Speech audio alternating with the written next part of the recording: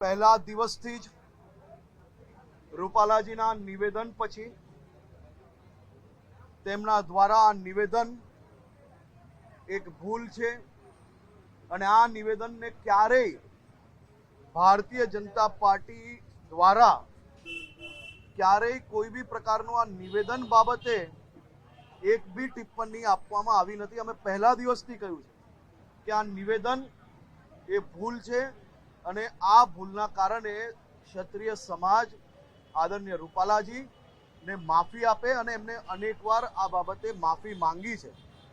ભારતીય જનતા પાર્ટીના પ્રદેશ અધ્યક્ષ શ્રી સી.આર. પાટીલજી દ્વારા બી આ નિવેદનના કારણે માફી માંગી છે, આખા સમાજની માફી માંગી છે। અને હું ફરી એકવાર આજે સમાજની માફી માંગુ છું અને એકવાર નહીં 1000 વાર બી સમાજને દુઃખ થયું હોય તો સમાજ વચ્ચે જઈને માફી માંગવી જ જોઈએ અને અમે માફી માંગીએ જ છે।